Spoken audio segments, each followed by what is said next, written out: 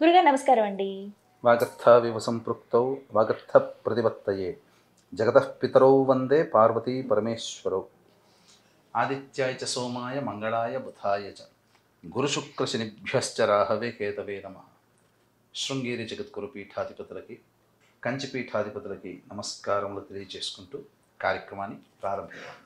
గురుగారు చాలా చక్కగా మీ సలహాలతోటి సూచనలతోటి కార్తీక మాసం అయితే జరుపుకున్నాం. మరి చివరి రోజు ఏమిటి, అసలు ఎందుకు ఇలా దీపాలు విడిచిపెట్టాలి, పోలి పాడ్యమి అని ఎందుకు అంటారు, అమావాస్య రోజు కాకుండా ఆ తెల్లవారుజామున పాడ్యం రోజున ఎందుకు చేయమంటారు ఇలాగా దీపాలు వదలడం అనేది, ఇలా చాలా సందేహాలు ఉన్నాయి, నివృత్తి చేయండి. తప్పకుండానమ్మా. అంటే మనకు ఈ పోలి స్వర్గముకు వెళ్ళినటువంటి రోజు అన్ని నెల రోజుల పాటు ఆచరించిన పుణ్య ఫలితం చేత మార్గశిర మాసం మొదలవ్వగానే బొందితో స్వర్గానికి వెళ్ళింది అని చెప్పి, అంటే దీని నీతి ఏంటంటే నెల రోజుల పాటు నియమనిష్టలతో గనక ఉన్నట్లయితే ప్రతి వ్యక్తి కూడాను తన యొక్క సంకల్పం నెరవేరుతుంది అని చెప్పే ఉద్దేశ్యమే ఈ యొక్క కథ యొక్క అంతరార్థం అమ్మా. అంటే ఆ కాలం సత్యకాలంలో కాబట్టి విజయవాడ పరిసర ప్రాంతాల్లోనే ఆ పోలి అనేటువంటి మహిళ ఉండడం, అది అక్కడికి సంబంధించినటువంటి గాథనే, ఇక్కడికి సంబంధించిన గాథనే ఆధారభేత అందరూ చేసుకుంటూ వచ్చారు.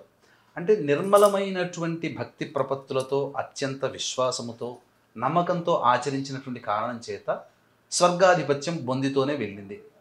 అంటే మరి ఇప్పుడున్నటువంటి పరిస్థితుల్లో అలా ఉంటుందంటే నిజంగా భక్తి ప్రపత్తులతో చేసేటువంటి వ్యక్తులకి ఆ విధంగా మోక్షం లభించవచ్చు.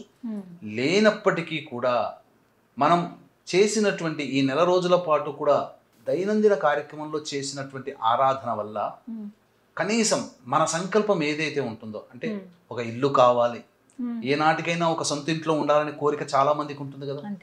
లేదు, మన పిల్లలకి వివాహం చేసే యోగ్యత ఆ యొక్క, అంటే పిల్లలకి వివాహం జరగాలంటే వాళ్ళ జాతకంతో పాటుగా తల్లిదండ్రుల జాతకాల్లో కూడా ఇంట్లో కన్యాదానం చేసే ఫలితం, కన్యా దాతృత్వం పొందే ఫలితం యోగం ఉంటేనే. మగ పెళ్లి వాళ్ళు కన్యా దాతృత్వం కావాలి, ఆడ అమ్మాయి వాళ్ళు కన్యా దానం చేసే యోగ్యత వాళ్ళ జాతకంలో కలిగితే ఆ ఇంటికి ఎవరైనా అమ్మాయి కోడలుగా వస్తుంది, ఈ అమ్మాయి ఈ ఇంటి అమ్మాయి ఎవరింటికైనా కోడలుగా వెళ్తుంది. అటువంటి లక్షణం కలగాలన్నా ఆ కోరిక ఈ కార్తీక మాసం నెల రోజులు ఆచరించినటువంటి కారణం చేత పొందుతారు.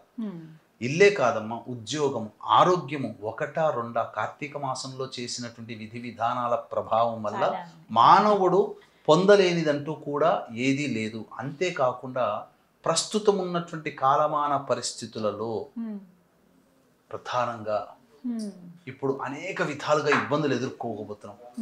ప్రత్యేకించి వచ్చే 8 ఏళ్ల పాటు గురువు అతిచార ప్రభావాల సమస్యలు ఎదుర్కోబోతున్నాం. ఇక ఈ సంవత్సరం నుంచి మొదలు పెట్టాలమ్మా పుణ్య కార్యక్రమాలు చేయాలనుకునేవాళ్ళు. కాబట్టి కార్తీక మాసము ఈ మార్గశిర పాడ్యమి రోజున దీపారాధన, అంటే ఆ నెల రోజుల పాటు ఆచరించిన వాళ్ళు ఈ రోజున దీపారాధన చేయడం వల్ల ఆ నెల రోజులకి చేసినటువంటి సంపూర్ణ ఫలితాన్ని పొందే అవకాశం ఉంటుంది. అంటే మనకు చెప్పబడినటువంటిది ఏంటంటే అందరికీ తెలిసిందే, కానీ పోలి స్వర్గం రోజున, పోలి పాడ్యమి రోజున ఖచ్చితంగా ఈ గాథని తలుచుకుంటూ చెయ్యాలి. ఎందుకంటే ఆ మహిళకి పొందినటువంటి పుణ్యంలో మనకంటూ ఇప్పుడు వరలక్ష్మి వ్రతంలో ఆచరిస్తున్నారు, ఆమె పేరు తలుచుకుంటున్నారు, చారుమతి గురించి ఎక్కువగా ప్రతి వ్రతంలో తలుచుకుంటారు. ఎందుకు తలుచుకుంటారు? ఆమెకు పొందిన భాగ్యంలో యుగ యుగాలుగా తలుచుకొని చేయడం వల్ల మాకు అటువంటిది. అలాగే పోలమ్మకి పూర్తిగా బొందితోనే బ్రతికుండగానే స్వర్గం లభించింది, మనకు కూడా అటువంటి దాంట్లో యోగ్యత కలుగుతుందనే ఉద్దేశం.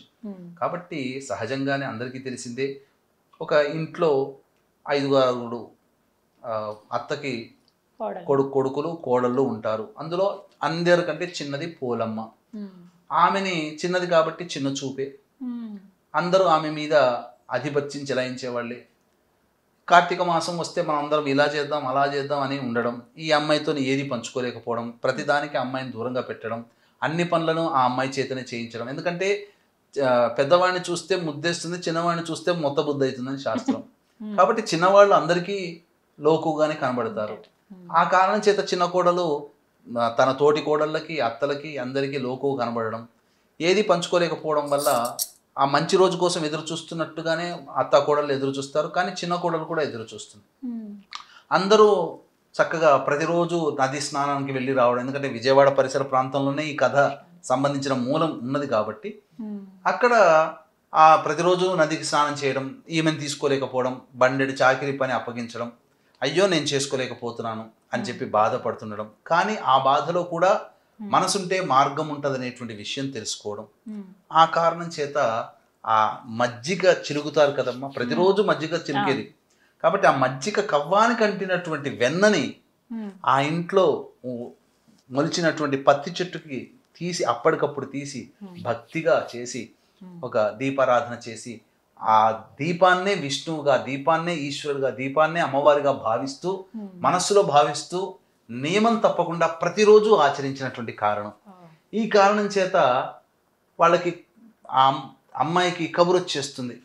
పొద్దున తెల్లవారు లేవగానే యథాలాపంగా దీపారాధన చేస్తుంది, స్వర్గం నుంచి వస్తుంది. అత్తాకోడలు కూడా వస్తారు, మా కోసమే కదా వచ్చిందని చెప్పి ఆరాటపడతారు. కాదు కాదు మీరు కాదు ఎక్కాల్సింది, పోలమ్మ ఎక్కాలి, ఆమెకి యోగం అని. అంటే మేమందరం నెల రోజుల పాటు మేము చేశాం కదా, మాకు దక్కాలి కదా అనడం, ఆ పోలమ్మని కూర్చోబెట్టుకోవడం. ఆమె కాదు మేము ఉండాలి, మేము కూడా వస్తాం నీతో పాటునే ఆ యొక్క రథం చూళ్ళు పట్టుకోవడం, తర్వాత ఆ యొక్క రథసారథి తొలగించడం, బొందితోనే స్వర్గానికి వెళ్ళింది. అంటే దీని యొక్క నీతి అంటే ఈ యొక్క కార్తీక మాసంలో ఎవరైతే విధి విధానాలని నియమాల్ని పాటించి అంతిమంగా ఆ పాడ్యమి రోజున ఇక నేను చేసిన దానికి స్వస్తి నాకు అనుగ్రహించు అని చెప్పి ఈ యొక్క సంబంధించినటువంటి దీప ఆరాధన నీతిలో వదలడం అనేది సూర్యోదయ కాలం అనగా సూర్యోదయం కంటే ముందే చేయాలి. ఇప్పుడు చాలా మందికి నది అందుబాటులో ఉండదండి, వారు మరి ఎలా చేయాలంటే ఇంట్లో ఒక బకెట్ కానీ ఏర్పాటు చేసుకోవచ్చు, లేదా ఒక టబ్ ఏర్పాటు చేసుకోవచ్చు.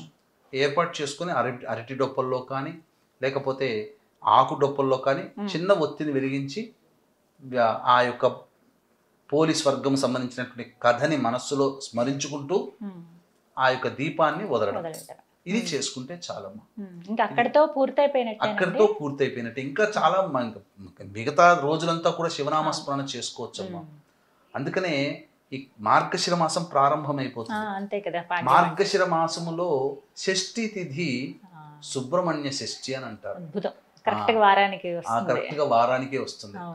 కాబట్టి 21వ తారీఖు పాడ్యమి, 21, 22, 23, 24, 25, 26వ తారీఖు, నవంబర్ 26వ తారీఖు సుబ్రహ్మణ్య షష్ఠి. కాబట్టి సంతానం కోసం ఎదురు చూసేటువంటి వ్యక్తులు ఈ సుబ్రహ్మణ్య షష్ఠి రోజున విశేషంగా సుబ్రహ్మణ్య స్వామి ఆరాధన చేస్తే, అలాగే సర్ప పూజ చేసిన విశేషమైనటువంటి పుణ్య ఫలితం కలుగుతుందమ్మా. కాబట్టి వీక్షించేటువంటి ప్రేక్షకులు కూడా ఈ నవంబర్ 26వ తారీఖు రోజున మార్గశిర శుద్ధ షష్ఠి, సుబ్రహ్మణ్య షష్ఠి అంటారు. ఆ రోజున ఈ యొక్క సర్పదోష నివారణ పూజల హోమాలు అనేటువంటివి జరిపించడం జరుగుతుంది. అవకాశం ఉన్న వాళ్ళు ఈ కార్యక్రమంలో మీ గోత్రనామాలను నమోదు చేసుకోవచ్చు. చక్కగా వివరించారండి, ధన్యవాదాలు గురువు. సర్వం శ్రీ ఉమామహేశ్వర పరబ్రహ్మార్పణమస్తు.